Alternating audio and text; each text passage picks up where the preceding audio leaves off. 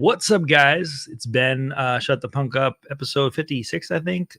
So tonight we have a very special guest.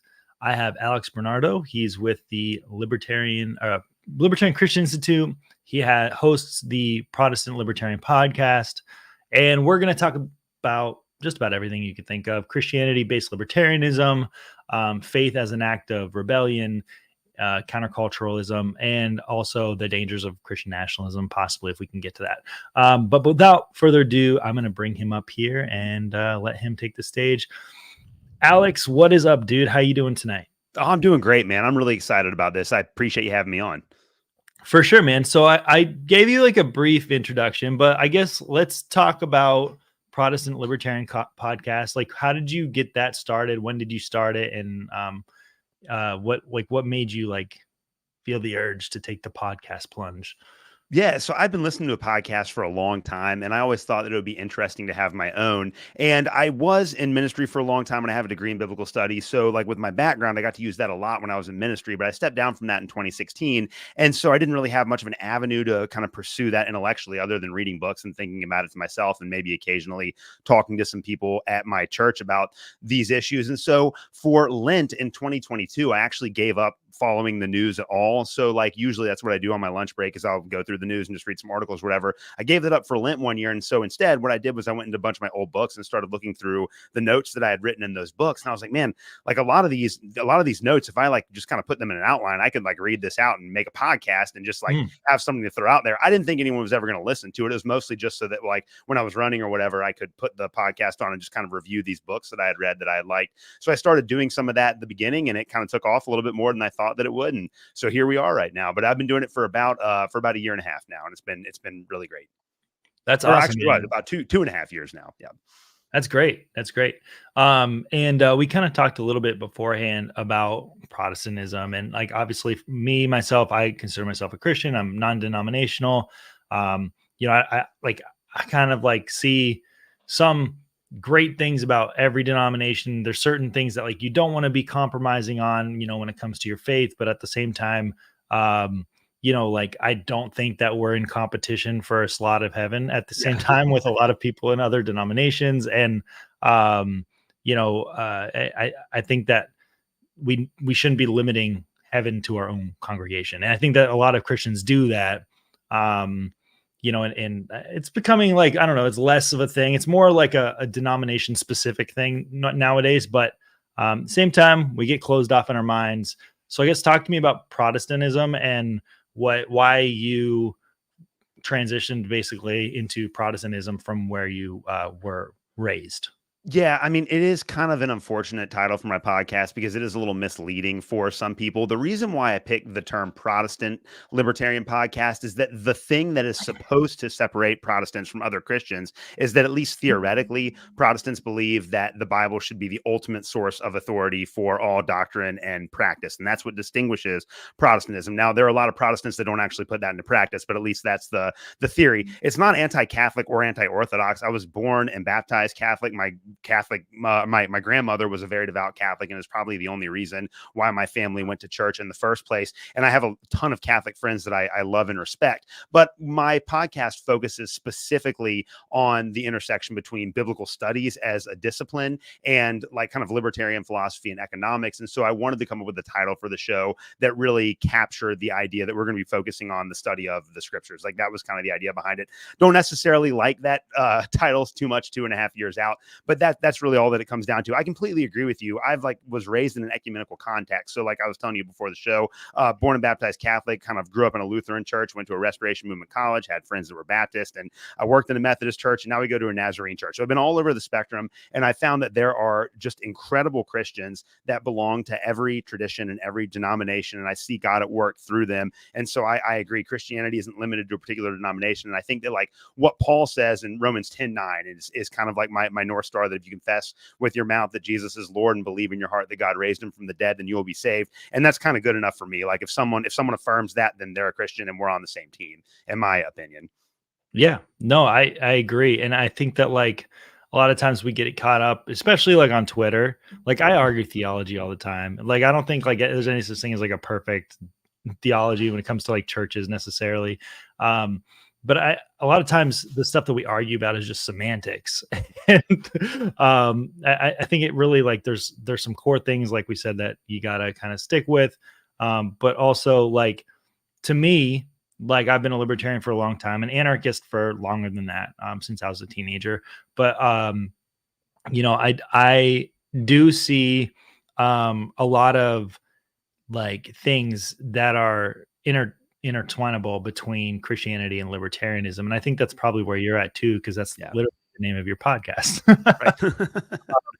But I guess, like, just to expand on that a little bit, I think that libertarianism, it emphasizes, obviously, individual liberty, personal responsibility, and I think that there's a lot of Christian values that align with that as well, from the Bible, from Christian teaching.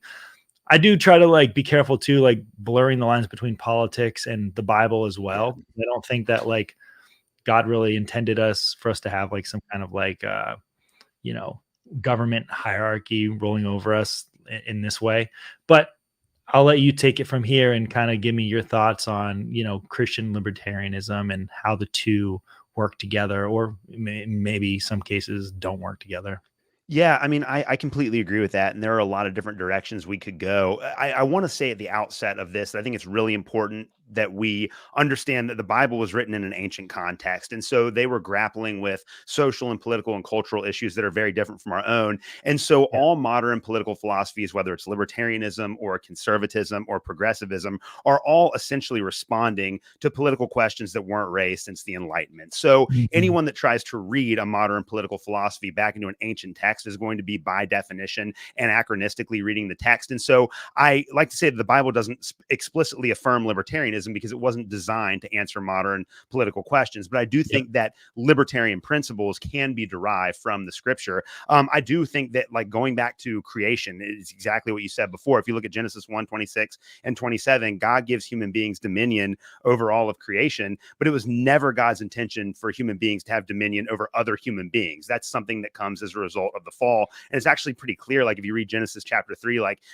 human beings trying to become like God is what leads to men having dominance over women and women having problems in childbirth. And ultimately that results in human government later on down the road. This was Mm. never what God intended for humanity. It was always that he was going to be king over creation and we were going to rule over creation for him on his behalf. And so I really do think that if you look at, like, the long narrative arc of the Bible, it's all about the restoration of God's kingship over this world. And that culminates in Jesus. And so all of us that believe that Jesus is the Christ, that he is the Messiah, like that he's the king, we have to worship him and worship him alone. And it's very obvious. Like, I've been reading the Bible I read the Gospels for the first time when I was 14. And I really remember, like, there's this beautiful parable in the Gospel of Matthew on the wheat and the weeds. And essentially what the parable is that Jesus tells the story of a farmer who has these crops that he's growing in a field, and someone comes and throws weed seed, I guess, in this field, and the weeds and the wheat have to grow up together. And so the farmer's like, well, he has to make this decision. Is he going to try to pull up the weeds?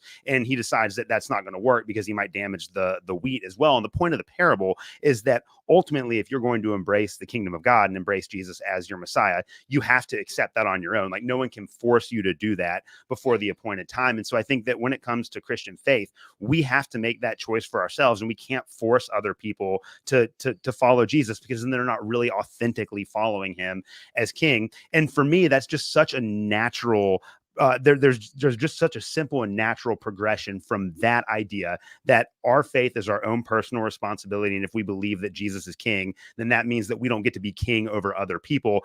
That naturally leads, in our modern context, I think, to libertarianism as a political philosophy. Yeah, and I mean, like, I remember a while back, I made a post on Twitter kind of explaining, like, what my thoughts are. People, like, talk about Romans 13 and, like, how, paid Caesar what is Caesar's, but, like, that's completely taken out of context. They were trying to get Jesus in, like, a gotcha with that question, essentially. And if you look back to, like, when Israel was granted the ability to even have a government structure, it's really because Israel was asking for it, or, like, they're begging. Like, they see all the structure, the kings that are surrounding them, and at this time they didn't have that type of structure. And God basically was just like, well, like, this isn't what I want for you. Right. Yeah. But like, here I guess you can do it. Like, I'm giving you you have free will. Like, just, I guess, here you go. And that's people, it just kind of like went off from there, but like, it was never really part of God's initial,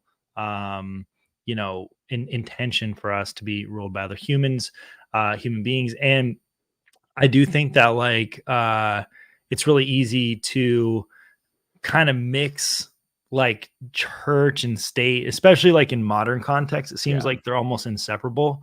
But we have to remember too, at the time when a lot of these books were written, like the idea of what our modern government looks like would have been absurd. Yes, absolutely.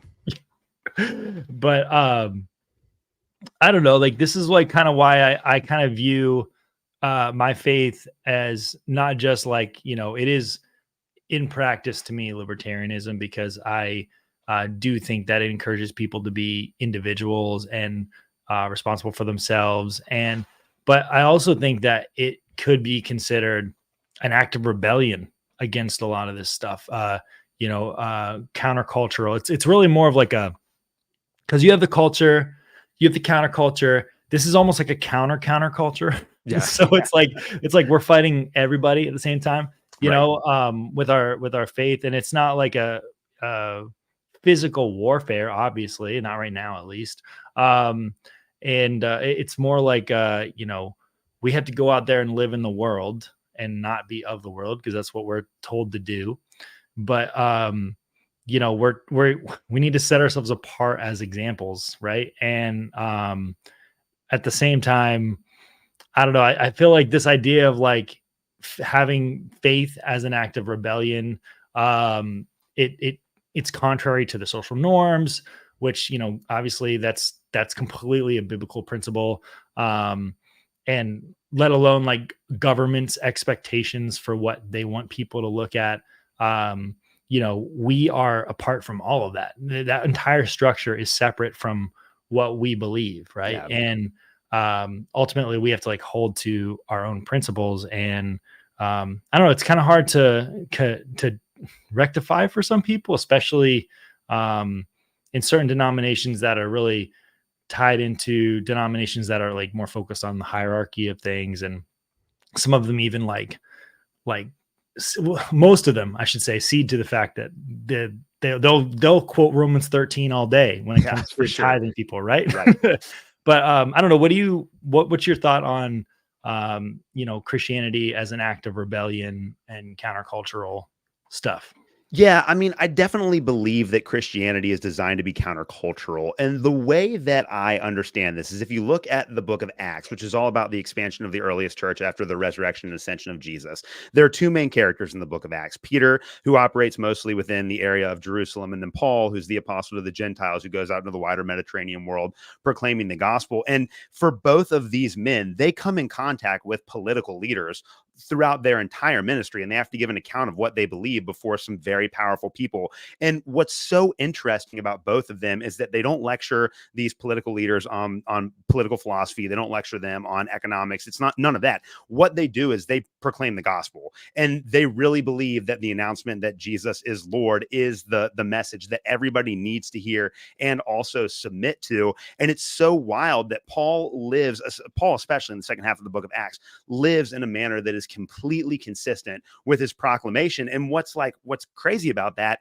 is that a lot of the Roman leaders that come in contact with Paul actually have a lot of respect for him. Like they kind of like him because they understand that what he is preaching matches how he actually practices his faith. And so I think to that extent, and in a lot of ways, like it's almost like the early Christian movement was supra political, that it goes beyond politics. So it's not something that could fit into any of the political categories that the Roman Empire had established at that time, or that the local Jewish leadership in Jerusalem had established as well. It was something that went beyond that because Paul ultimately believed, as did the rest of the early Christians, that Jesus was the king. And because he's ascended to the right hand of the Father, like he's literally currently ruling over the world right now. And it was just his job to go and live that out and spread that message. And so I really do think that it's radically countercultural. countercultural. What a lot of Christians misunderstand about the countercultural practice of Christian faith is that the cross is not only like the mechanism by which we were saved, it was also the model for how we as Christians ought to live our lives. And so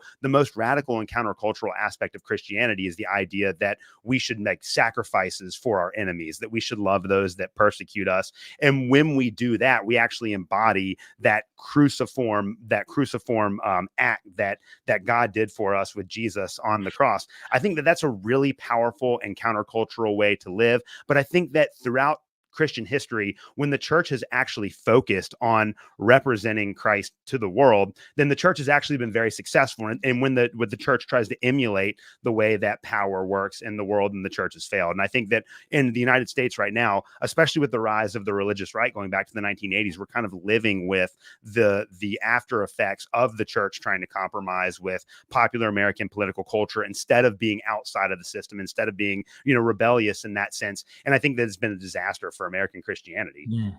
Yeah, no, I agree. And, and it's funny because like you mentioned the verse, where it says like, pray for those who persecute you. And that is probably usually kind of hard to hear for some people, but I mean, that's just what we're asked to do. And now it's putting that in context of where we're at today. As Americans, we live this really cush life where the people who persecute us are talking bad things on Twitter. Right. Like, that's what it is, right? Whereas like, imagine where they were at when that was written. People were getting like murdered. And to be honest, like I read this book called The Rise of Christianity, and it's a really great book. I don't believe it's even written by a Christian, which in my opinion, like, like it's a not biased perspective on how Christianity grew over time. Yeah. And it's really pretty interesting to see, from the time of, Jesus's life to just within like 150 years of that span, how quickly Christianity rose and became a real threat to Roman authority. You know what I mean? And like they saw it as a threat, at least. Whereas like Christians were over there, like, having agape feasts in their neighbor's house, once every couple of weeks or something. And they're telling everyone that goes to these feasts, like, hey, pray for those who persecute you. Like it's kind of funny because the Roman Empire comes in, they just see that as like a total threat to their existence. And eventually Christianity did become a threat to their existence just because, you got people who started interpreting Christianity in a way that it probably wasn't meant to. Like you have the Crusade, which I don't know, there's a lot of goods that come out of the Crusades, obviously, but also like there was a lot of bad that came out of the Crusades as well that people don't really like to talk about. Right. And I don't know, it's kind of wild, like into this point where today it's actually a lot like, I feel like it's a lot harder today to separate church from state. Whereas back then, church and state were basically completely separated. The state was its own church and it was its own religion, basically. Like you lived for the state.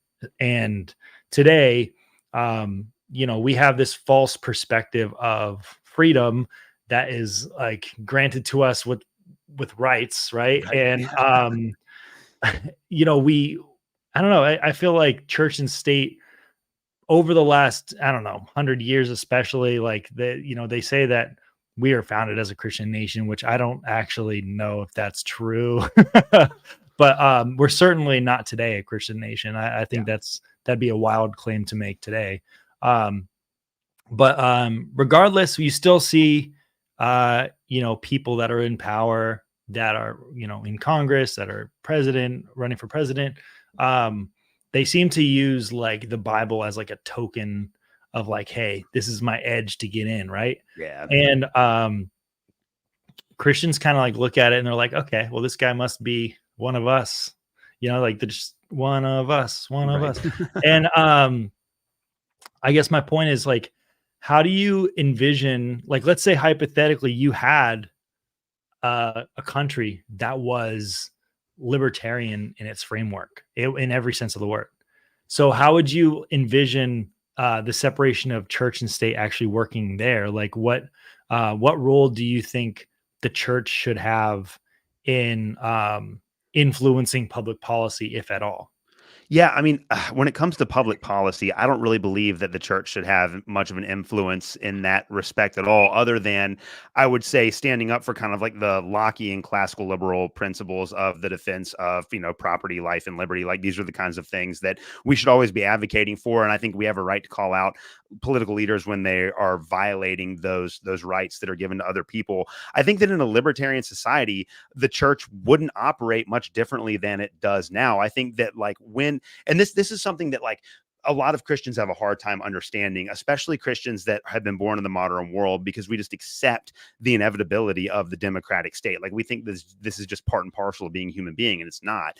And in reality, Jesus establishes this church that is full of people from every tribe and every tongue and every nation. And it's our responsibility to go and make disciples of the world. And we do that by helping those that are poor, by taking care of those that are sick, by visiting people that are in prisons, all the stuff that Jesus says in Matthew 25. Nowhere in the New Testament were those responsibilities ever designed to be outsourced to a third party. Like the idea that we would give that responsibility over to a government as a church instead of just doing it on our own is absolutely ridiculous. And I think that it is a denial of the faith in a lot of ways. And so in a libertarian society, the church would just do what the church has always done. Like we take care of people that need help, and we live by the moral values that arise from our faith, which is exactly what the church is supposed to do, even in a non-libertarian society. And I think that it would be a lot easier. Ideally, I would love to live in a libertarian society where Christianity was tolerated and the gospel could compete in the marketplace of ideas with everyone else's ideas fairly. But even if we don't live in that reality, we do, like you were saying before, in America, are things great right now? Of course they're not, but they're a million times better than the first 3 centuries of the first millennia. This is not like we're living in the Roman Empire. We have a lot of freedom. And I think that if the church was just willing to embrace the responsibility that God had given it, then we could be successful in doing that. And that's kind of the way that I think about it. It's like the church, we should be, and I mean, they even use the language of and nationalism has a lot of connotations that are not biblical or historically accurate, but the church is supposed to conceptualize itself as a nation. We are the people of God. It doesn't matter where you happen to come from around the globe. If you believe in Jesus, you're a part of one family, and we all have the same mission, if that makes sense. Yeah. And I mean, so I think where a lot of people get it wrong is combining your Christian morals and ethics with governance. Yeah. Right. Yes. And, there's a way to balance out, your moral principles and framework, especially when it comes to Christianity, and not combine it with government governance and wanting to force those views on other people. And I think libertarians have the answer for that, when it comes to, the individual and protecting other individuals. As an anarchist, I don't believe in that public law should exist. Private law, sure. But as the system as it is, I'm out of it. But I will say, it's hard because you have a lot of people who are, I don't know, let's say adamantly, we'll just bring up war because it seems to be something that even Christians can't seem to agree on sometimes. Whereas I think that more libertarian leaning Christians, they'll see the injustices from war and they're saying oh yeah, I'm anti-war, keep us out of it. Let us be non-interventionists.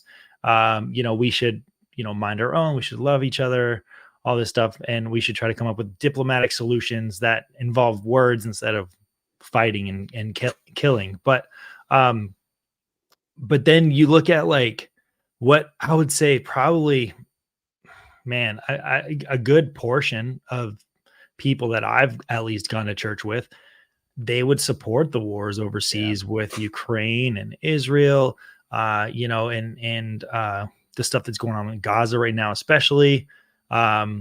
It's because we were kind of all socialized from the time we were little kids at this point, with, the media and the things that we watch to have this soft spot for Israel, which is right.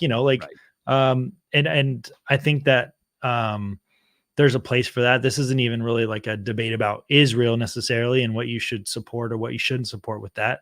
But what it comes down to is like, I mean, especially right now, we've been at war since, I mean, it never really ended since the 40s, 50s. We've always had some kind of system in place over there, war going on. But, you know, I think that, you know, when it comes to that, it's really hard to justify for a lot of Christians withdrawing and not standing up for Israelis. And I'm like, for me, I'm like, get us out of there. But a lot of people, you know, that call themselves Christians, they're 100% in on giving everything that Israel needs because they're, quote, God's chosen people. You know, and I don't know, what would you say to these people who try to influence politics with their faith in a way that like actually causes people to die? Because it's kind of a it's a soft spot for a lot of Christians. They don't really like to concede on it. Like my parents, especially, like I love my parents, but like they're all in on a lot of the wars that are happening overseas just because of how they're raised or what they're fed through the corporate media.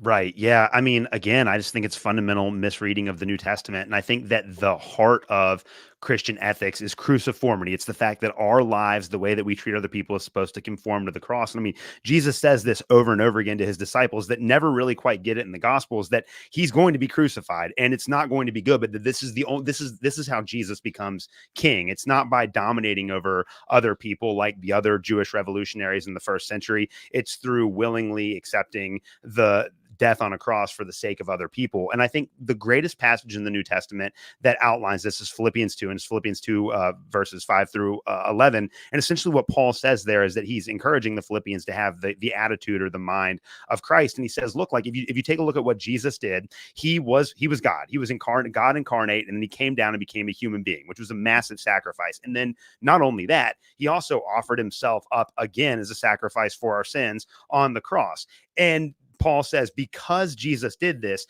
this is why he is king over the world. Like, this is what it means to rule over other people. This is what it means to be a king. To be a true king, you have to sacrifice on behalf of those that do not love you. And Paul says that all Christians need to have that exact same mentality. And I think that there are so many Christians that get sucked up into the propaganda. And I mean, you and I are libertarians. We understand how the media industrial complex works. We know that the media is in bed with the defense companies who are in bed with the politicians, and that this is just all a giant racket to make money for a couple of well-connected people. Like, we know how that works, but the vast majority of Americans don't. They love their country. And when someone gets on the news and says that our country is under threat by these people that hate us because of our freedoms, like George W. Bush said after 9/11, they believe them because they're genuinely concerned, but they're not basing that concern on Christian principles. And I also think that the idea that we should value the lives of the people that just happen to live on our side of an imaginary boundary more than those that live on the other side of an imaginary boundary is inherently unchristian, right? Like, we're going to have more in common. Obviously, like I don't have anything in common culturally with someone that lives in India or Pakistan or Sudan or wherever, but they're still human beings created in the image and likeness of God, and their lives are still just as valuable as mine. One of the things that's really frustrating about like the whole Israel-Palestine situation, and this is like kind of Ben Shapiro's big ridiculous take on it, is that if there are Hamas militants in a building full of civilians, it's justifiable to bomb that building because we're taking out these Hamas militants. But then with someone like Ben Shapiro, like if there were Hamas militants in his basement and his family was inside his house, would he be okay with the U.S. military or the Israeli government authorizing a drone strike that destroyed his house and killed his entire family to get rid of those Hamas militants? Of course he wouldn't. And so the idea is for like someone like that, he doesn't believe that all human beings have equal value. Libertarians and Christians in general, we should so I don't think that we can make moral exceptions for certain groups of people just because our government says that we have to be at war with somebody else's people, if that makes sense. Well, like, and I get what you're saying there. And like, honestly, like on a perspective of Christianity, I do like in terms of like our faith and what God thinks of us, I do think that everyone is equal. In terms of realistically how the world works, I don't think everyone's equal, obviously, because I'm not even as equal to the person I was yesterday. Yeah, absolutely. But I do appreciate you mentioning, like Christ as king thing, because that does kind of like almost shift the conversation into a direction that I had this conversation on Twitter a million times, and these conversations probably shouldn't happen on Twitter. Let's be honest, but yeah, for sure. I mentioned that the Christ is King people are not the same as the no king but Christ people, and I don't know if you know what that means, but yes, I do. It seems like the people saying this one side, they're more in favor of Christian nationalism, and on the other side, like I'm a no king but Christ guy. And, this whole conversation is kind of like, surrounding that whole thought, but, the Christ is King folks and at it on its face, they're absolutely right. You know what I mean? Like, Yeah. but, they're using this to, I don't know, kind of like promote this idea of, Christian nationalism, or like a lot of them like we'll talk about like Christian monarchy, especially people that are like leaning more like on a Catholic side. But what are your thoughts on Christian nationalism, and the idea of blending your Christian identity with like a nationalized political system?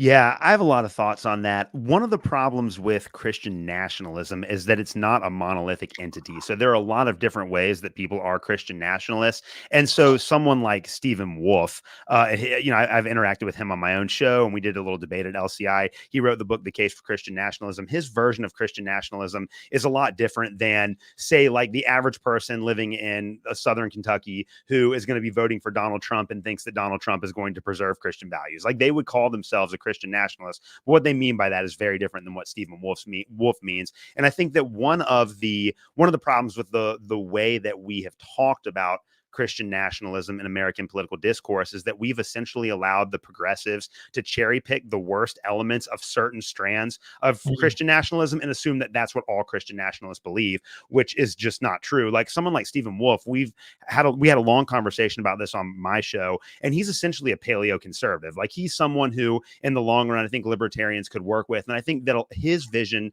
of a Christian nation could more or less be accomplished in a libertarian society if it was done through canon law and people were able to freely enter and exit his church as they saw fit. Like, a lot of what he wanted to accomplish could be done without having a monopoly on force that is provided by the government. I do think that ultimately Christians have to understand that this is like one of the main themes of the New Testament, that all of those that have faith in the Messiah are a part of Abraham's family. It's the climax of Paul's great argument in Galatians 3. Everyone should go and read this. It's really, really insightful. But the whole point was that God called Abraham and promised him a family that would bless the world. And now all of those that put faith in Jesus are a part of that family. And so we are like the people of God.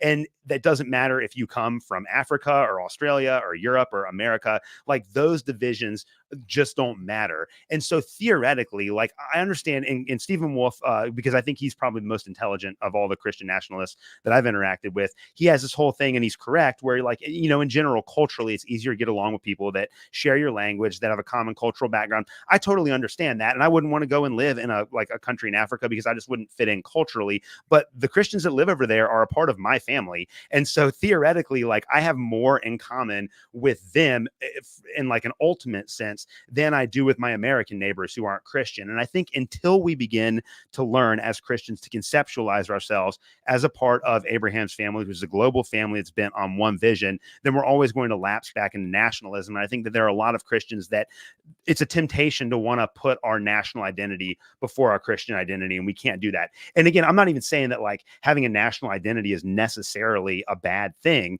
so to speak, but that has to be like if you have a hierarchy of identity values, that's got to be pretty low on your hierarchy. Like, your primary identity is in Christ, and then maybe like your friends and family. Like these are the things that define you. The nation that you accidentally happen to be born into. Not that it's not important, but it should be pretty low on the list. And if push comes to shove, if you have to choose between being a part of the global church and embracing those values or following the state, then you always go with the global church, no matter what, because that is our identity as Christians in Christ. And I think that like one problem is like obviously Christian nationalists are a big tent as well. You have people Stephen Wolfe who are more kind of like in favor of like voluntary in and out. But then you also have like this other side, which are more like, I don't know, I guess like they'd be more prone to enact violence as a church, I suppose you could say, to get what they want, instead of like ethnical cleansing or genocides. You'd probably have more ethical cleansings and Yes. Yeah. genocides, similar to what you'd see during the, not even just like the Crusades, but throughout church history.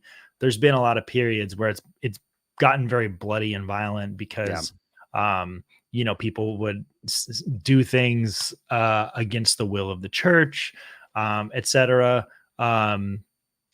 And that's a dangerous place to be, Yeah. especially like in today's society where, I mean, you have a surveillance state that's bigger than it ever could be. So, Yeah. how many people would honestly be like not found like not guilty of some kind of Yeah. crime against the church at this point, right? So, like, yeah, I think that like it's a really dangerous line to blur those two things, and I guess like when it comes to uh, Christianity and libertarianism, just to kind of bring that back full circle, is I think that like libertarians do play a role in society. It's not obviously winning elections because we're not going Right. to do that, Yeah. but it is in terms of like I'm talking little L Yeah.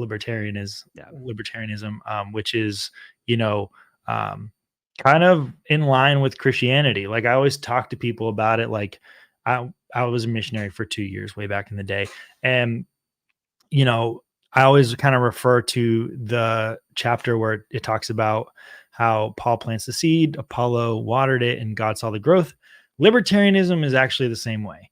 And I think that our role as libertarians in the world, obviously Christianity is this kind of the center of um, our theology and our worldview, but libertarianism is there too. And we should be planting seeds of libertarianism as well, which are promoting the idea of individual. And who knows, you might just be planting little seeds here and there and Right. talking about individualism or, not trusting the state or trusting God more than anything else. But someone else is going to water that seed down the road. It's probably not going to be you. But who knows? You might have like another Ron Paul there somewhere, right? Right. Yes. Yeah. And everyone kind of has its own role to play. And I think the best way to combat nationalism is just by keep feeding this idea of libertarianism, because you do see libertarian as an ideology being talked about on a massive scale. Like even like Donald Trump says, I'm kind of a libertarian too. Yeah. You know what I mean? Like, which is funny. He's not, Yeah. but At least he has to appeal to us. Yeah. like like you have a lot of people that are really becoming more sympathetic to the idea of libertarianism, or starting to understand, when left up to the individual, things tend to be better. I think a lot of conservatives are coming onto that idea more than anything. And I'm not optimistic that they'll ever be actually libertarian, but it's just about planting the seeds and seeing it grow. And Christianity is the same exact way. When you go out there and you talk to people about God, you are planting a seed, and you're probably not going to see this person, converting to your faith, but maybe somewhere down the line, someone else will see them and they'll convert to, believing that, Christ is Lord or whatever. And I don't know. What are your thoughts on that? Yeah, I mean, I completely agree with you. I think that ultimately, the ideas of libertarianism are the correct ideas, and when they are given a fair hearing by people of good faith, maybe they don't initially accept them, but I think that they can at least see how these ideas are rational. Like you can derive these ideas from reason, and so I completely agree with that. And I also am like, I think that in a lot of like when I talk to people about libertarianism, I don't usually talk politics with people that I don't know very well. And I usually don't talk about my faith with people I don't know very well either. I think that the best way to share these really big ideas with people is to just build a genuine relationship with them first. Like Mhm. you should care enough about somebody just to want to be in a relationship with them because they are a person who is worthy of having a relationship with. And then once you've built up some relational capital with them, then you can start talking about those big ideas. And I know that personally, I live in Kentucky, and so a lot of my friends are conservatives, and I like to say this a lot because it's true, but like even like my more like liberal or progressive friends, like they're all okay with gun ownership, like they're not into like the crazy gender theory stuff. Like our for the most part, our Democrats, our liberals are pretty like old school liberal, and Yeah. so when I talk to these people about these libertarian ideas, for a lot of them, it's like, oh, that actually makes sense. And so it's been really rewarding for me. And I do have some friends that were like pretty staunch conservatives who now call themselves libertarians, just because we've sat down and we've talked through the principles. Okay, like, you believe this, well, here's this information, think about how like these principles play out given the information that I've just given you. And a lot of people, I think, just intuitively come to the conclusion that, okay, like, if you want to be philosophically and morally and economically consistent, libertarianism is the only way to go. And I do think that there is a lot of space to convince the average people for that. Now, I'm with you. I don't know how much of an impact that's going to have on the culture in the long run, but it definitely does seem like after COVID in particular, there are a lot of people that are more skeptical of the government than ever before. I think there's even a large majority of people on the left that are skeptical of what's happening with the government. I know it's that very small and vocal majority that we always see on Twitter and that we always see on the television. But I think that there are a lot of old school liberals, and this is what RFK represented, I think, with his campaign, who are in a lot of ways kind of questioning how things could have gotten so off track. And they're looking for answers to those questions. And I think that we have them. And it's the best thing that we can do is to just get out there and try to share these ideas with people that we have a solid relationship with. And I kind of like, you made a comment about like having theological debates on Twitter. I just don't think like Twitter, it's good to share ideas, and it's good to like connect. Like, you and I wouldn't know each other if it wasn't for Twitter. So it's awesome for that. But like having really in-depth debates that actually change the way people think, Twitter's not the right platform for that. Right. Are you familiar with the old allegory, the crow in the pitcher? No, what's that one? So this is from like probably 300 BC era.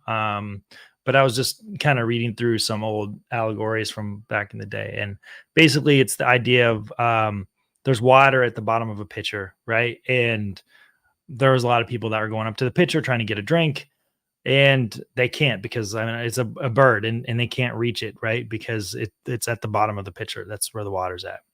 Well, then like the crow came by and started putting pebbles in the pitcher to make the water level go up. And eventually it was able to drink because it, kind of outsmarted everybody else, and it got the water. And I think that that's kind of like where we are as libertarian Christians, is that everybody has this pool of water at the bottom of the pitcher right now. And we kind of need to like start maybe putting some pebbles in there. Everyone's looking for an answer, and we kind of have the answers. So if we can keep putting some pebbles in there, eventually we'll be able to drink, and eventually everyone else is going to be able to drink as well. It's not just for us. It'll be available to everybody.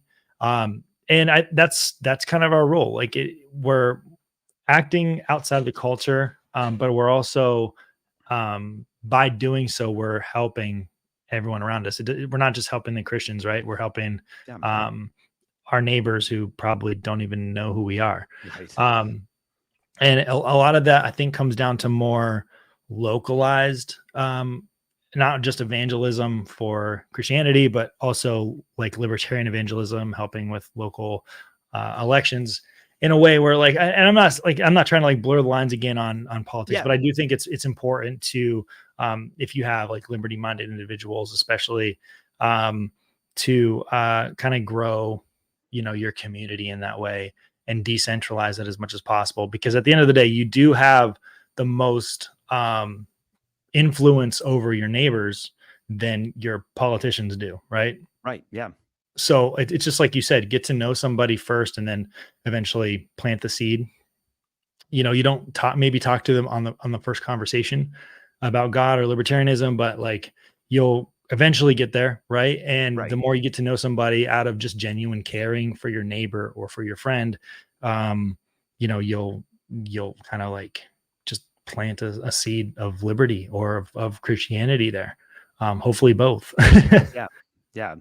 No, I totally agree with that. And that's where I think too, it is a complicated issue. And this is one of these areas where, we were talking earlier about how the Bible is written in a political context that's radically different than our own. And so there are these principles that are embedded in scripture, and it's kind of up to us as Christians in the modern era to discern how we are going to apply these principles in our modern context. But I think like a good example of like Christian political activism would be like the Defend the Guard movement. Okay. Because we believe that war is wrong and that should be avoided at all costs. cost and that all lives are valuable and we shouldn't send people off to fight and die in a war that's completely unnecessary. And it seems like Congress has just given that responsibility up to the military industrial complex and the defense apparatus and the executive branch. So theoretically, Congress should be the one declaring war, but we know that that's not what actually happens. But like, if we really are anti-war and we have a shot at drafting legislation in our state and maybe getting legislation passed that would at least make it more difficult for our federal government to send people to fight in these unnecessary wars,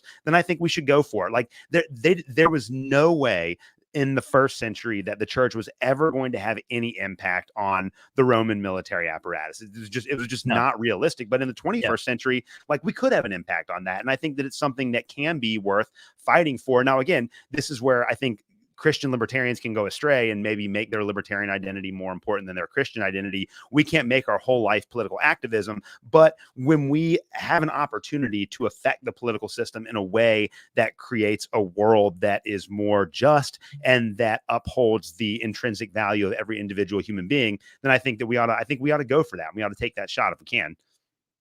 Yeah. And, I always like to say too, is that,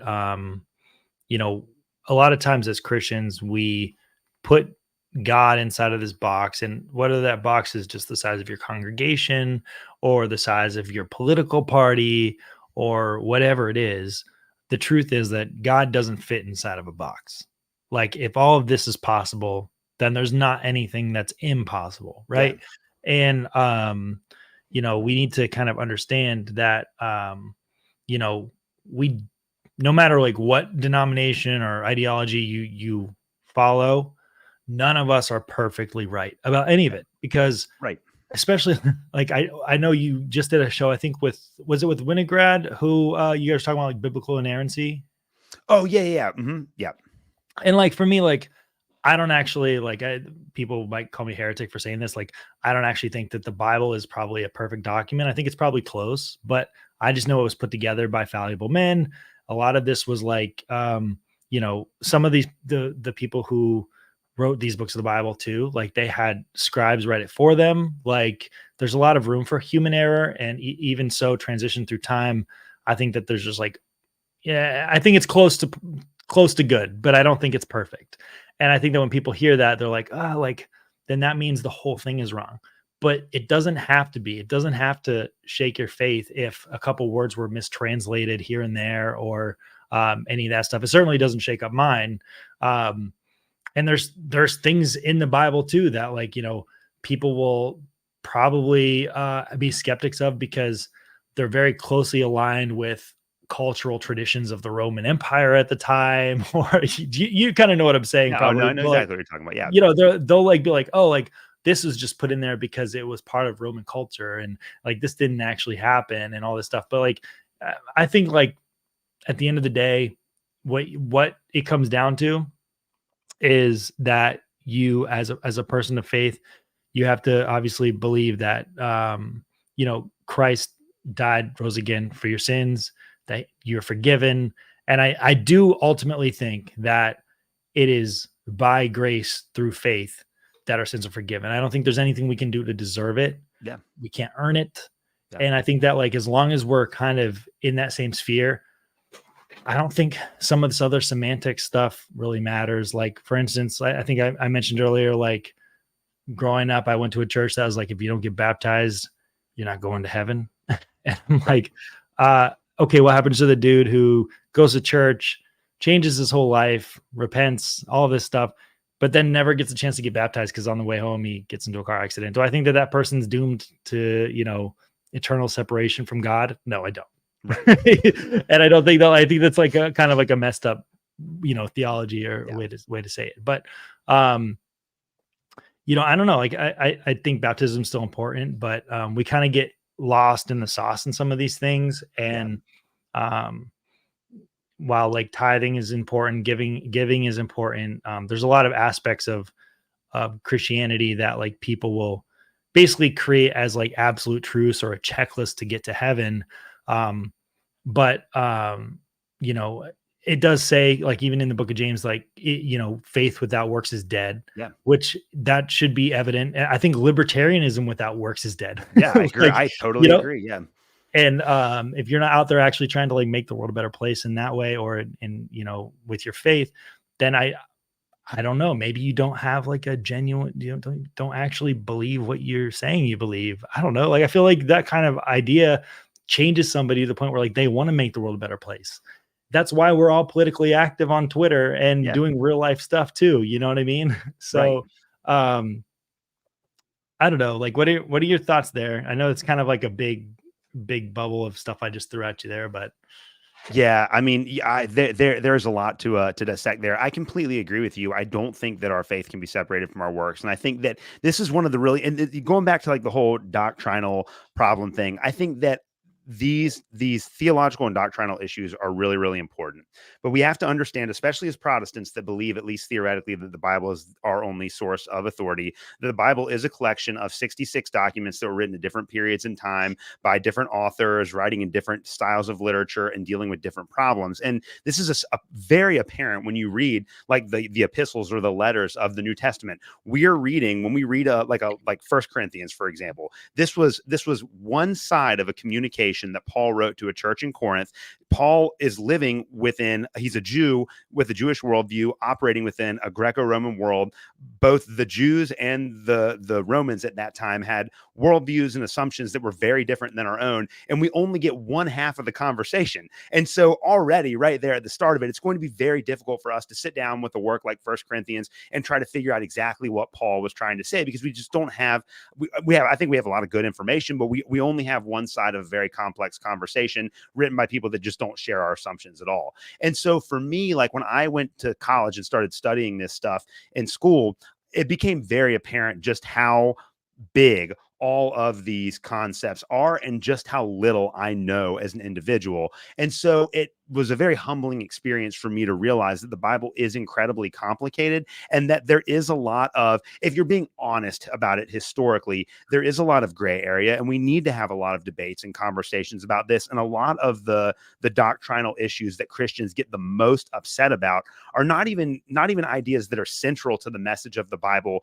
itself. Like the big themes of the Bible are like the goodness of God's creation, the sinfulness of man, our redemption in Christ, the fact that Jesus is Lord. Like these are the things that are really, really central. The fact that we're all a part of the family of Abraham is another big one that we've already talked about. And when we spend our time fighting over these little doctrinal issues, like do you have to be baptized, and exactly, how exactly do you have to be baptized in order to get to heaven, or whatever, however you want to phrase that, then we actually wind up missing like what's central to the Bible. And I think that warps our faith. And I do think that there are a lot of Christians in the Western world that, because we have this idea, and you're absolutely right, like we are saved by grace. We can't earn God's love or earn God's forgiveness, but we are expected to live that out. Like we do have to put our faith into practice. I think that there are a lot of people that place a higher premium on doctrinal correctness than they do on discipleship. And I think that actually gets it backwards. I think you have to have, well, maybe not backwards. You have to have both of those things operating at the same time. You have to try really hard to get the doctrines right, but then you also have to put this into practice in a real way. And I think that when we do that, that's what it really means to honor God. But I think you're absolutely right. Like we fight about all these things that aren't actually central to our faith, and we wind up missing these ideas and these values that are absolutely essential. And I think we do that to the detriment of the church. And there are a lot of people that are not Christians that look at us as Christians and they say, well, man, that's like, the church is such a mess. Like, why would I ever want to be a part of that? And, looking at the American church, I kind of see their point. It can be pretty messed up. And so, you're absolutely right. We have to make sure that we're putting our faith into practice. And I really do think that if there are people that are Christians that disagree with us on doctrinal issues, we just have to have the grace and humility to try to get along with those people, understand that we're on the same team, and just try to peacefully, maybe work through some of that stuff, knowing that we might not agree, and that's fine. And I mean, one of the biggest fights you'll hear against Christianity is like, oh, well, I don't like them because of the Christians, right? Mm-hmm. So like we are just all imperfect people. And this is why like we have problems with any group in the world, is because the people are, Right. We're all just imperfect people. But, kind of like branching off of what you just said, like the word of God does speak to everyone different. And I know that at the end of Romans, it talks about how the faith that you have between yourself and God. And he'll convict everybody differently. If you act against your own convictions, then you'd be sitting. But he does speak to everyone completely differently. Like for instance, in seminary, let's say you have a class of 50 people, you could potentially go over the same exact passage and get 50 different interpretations. Now, are any of them wrong? It's possible that they could be completely off base, but Right. like chances are, if you're in seminary, they're going to be in the same ballpark of the same type of denominational or non-denominational interpretation. But like the chances are, like, you're all going to have kind of like a central message, but from your own perspective. And I think that's what's important, is like the Bible was meant to be a book that it convicts the reader, and it talks to you as a person and speaks to everyone differently in a similar way. But like, we all have convictions that God gives us at different times in life about different things. And ultimately, I think that's like the biggest strength of the Bible, is that it speaks to all of us differently. And therefore we can all learn different things about it, about who God is, and about the body that is Christianity or the church. We can all learn from each other based on this experience, Yeah, and I think that's really the role of the Holy Spirit in our lives. I mean, this is what Paul says in Romans 8. It's the Holy Spirit that helps us put to death the deeds of the flesh. And I think that it's the actual indwelling of God that is what transforms us as Christians. And one of the things that I have noticed over the years is that some of the most genuine and faithful people that I know should never teach a Sunday school class, right? Like I can see the Holy Spirit at work in the lives of these people, and they just do a brilliant job of living out their faith, but they don't they're not going to be able to give you a technical interpretation of any part of it, because they're just not interested in that. And that kind of goes back, full circle to something we were talking earlier. Like Christianity, while we in Christianity understand that every single human being has the same value because we're all created in the image and likeness of God, we've all been given different gifts. And this is actually essential to the nature of the church. The fact that people are different and have different gifts and think differently is one of the things that allows the church to function. There are different people that have different interests and different roles. And so not everyone is supposed to be a teacher or a Bible interpreter. Not everyone is supposed to be a minister. Not everyone is supposed, we all have our different part to play. And so it's learning, like, what gifts has God given you, and how can you use these gifts to further his kingdom? And again, like, for anyone that wants to track this down, like, the greatest example of this is Paul's analogy of the body in 1 Corinthians 12. It's just and I think that in a lot of ways, that's very freeing, because we can just simply say, okay, like, I can't do everything as a Christian, and it's not my job to. It's my job to figure out what God has gifted me with, and then use that gift to further his kingdom. And we have to do that. Yeah. We have to do that together as a family of God. Like I rely on people that have a different set of gifts and a different set of skills than me, and they rely on me as well. And that's like that's what I love about my church. And I think that every healthy church that's out there has this, is that there are people at my church that are just incredible at doing things that I suck at doing. And I'm so happy that I get to go to a church with them, because they can fill in the gaps that I have in my life, and then vice versa too. And I think that's a very beautiful vision of a united church, that we need each other because we are different, and that's good. And I think that's actually, like, tying it back into something I had mentioned earlier too, that goes right into the fact that, like, where it talks about Paul planting the seed and Apollo watering the seed, they both had unique roles to play, and they both focused on their strengths, but and I know we're wrapping up on the hour. We didn't get to everything I kind of wanted to mention, but I definitely would love to have you on again to have another talk. I did see some guitars behind you. Yes. I'd love to kind of like hear about your musical well-being as well. And your background with that. But real quick, I guess, just tell us, like, who are your favorite Christian bands? Oh, dude. I mean, when I was in high school, I was the Solid State Tooth and Nail Records nerd. Hey, I mean, when you were talking about the Agony scene in Under Oath earlier, I was like, I get it. Living Sacrifice is Living Sacrifice, X-Toll, The Showdown, Becoming the Archetype, Maylene and the Sons of Disaster, very underrated and underappreciated band. And then I like a lot of the hard rock, like Thousand Foot Crutch and Pillar and bands like that. A POD, like, I love, and that's what I grew up listening to. And I still listen to a lot of them. It sucks. Haste the Day is another excellent band. Impending Doom. There's so many good ones. How far are you from Birmingham, Alabama? Oh, a long way away, like probably 8 Okay. hours. Yeah. 8 hours? Okay, well, if it's worth it to you, you should come to the last Furnace Fest. Me and a couple of other libertarians are heading down to Furnace Fest, and it has basically like a dream lineup for a lot of people that I've grew up seen that, on it. man. It's incredible how many of these bands they've gotten back together. Yeah, and this is the last year for Furnace Fest, so I'm super stoked. Oh, they're not doing it anymore after this. Oh, never again. But Oh, that sucks. either way, we'll have you on again. We'll talk all about music because Yeah, I would love that. even Yeah. right now I'm wearing like an Earthgrown shirt. They're my buddies. They're on Solid State Records. Oh, sweet. But like, yeah, we'll kind of dive into that. I guess to wrap things up, what looking ahead, what do you anticipate, at least in the near future? It's political season, so a lot of this is going to get mixed up, lost in that. But what can we do to facilitate a better relationship among libertarians with Christianity, and what do you anticipate for that relationship between Christianity and libertarianism moving forward? I know that's a complex question, but like, this is really, in my opinion, I think this is like the ideas, like I said, they really do flow together so well. And I do see like a more of a Christian influence in the Libertarian Party, even coming in. But I don't know, what do you think we can do as Christians to kind of grow that movement?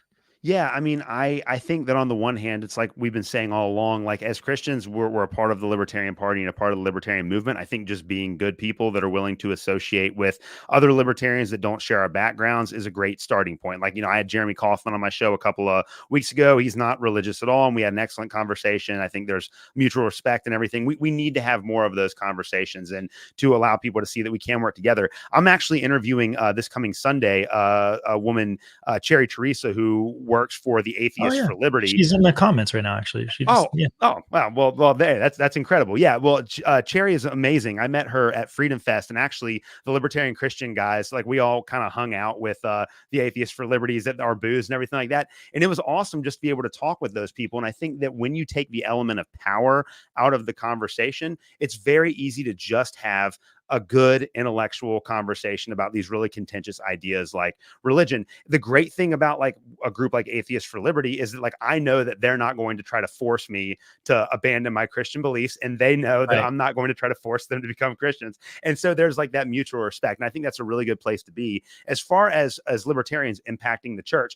And again, I'm speaking mostly from my kind of conservative leaning context in Kentucky. I know that there are a lot of people that are going to my church that are looking for different options and that are asking the right kinds of political questions now that they wouldn't have been asking 4 or 5 years ago. And I think just being willing to have those kind of patient and leading conversations with those people to say, hey, there actually is a different way to look at this than the two binaries that were being sold on the television. I think that there are a lot of Christians in particular that are open to that. And I think that once Christians realize that libertarianism as a political philosophy is completely consistent with historic Christian faith, that's going to create a lot of space for those people to embrace our ideology.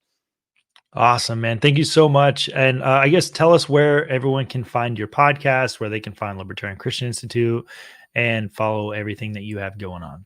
Yeah, perfect. So the Libertarian Christian Institute is libertarianchristians.org. You can find all of our podcasts there. We got merch and stuff like that, which is really cool. But then my podcast is available on all podcast platforms. So Spotify, Apple, Stitcher, SoundCloud, all that. I just started I just uploaded my podcast to YouTube. I'm looking at getting into some video a little bit later on down the road. I might need a little bit of a better rig before I do that on a full-time basis. But you can find all of my podcast episodes at least on YouTube. Awesome. Well, thank you for everyone for listening tonight. Alex, I will put you backstage real quick so I can wrap up the show. But thanks again for coming on. We'll definitely have you on again. We can talk all about music next time because that would be awesome. Man, dude, like I think we could talk for hours probably. Dude, that would be incredible. I can't wait for that, man. All right, cool. We'll talk soon. All right, sounds good. All right, thanks again for watching tonight. I hope you guys had a good time with that conversation. Kind of a laid back, chill perspective on Christian libertarianism. Alex was a great guest. Moving forward, this next Wednesday, I do have Diego Rivera coming on from Bring Our Troops Home and Defend the Guard. It is 9/11 on Wednesday, so we're going to kind of like have it basically be like a 9/11 special. Talk about ending the wars and all that good stuff. Until then, I guess you can check out the Libertarian Party Emo Caucus. Shameless plug. This is my thing. We talk a lot about music, and we are just vibing lately. We have some group chats you can join. It's a good time. Until then, we'll see you Wednesday.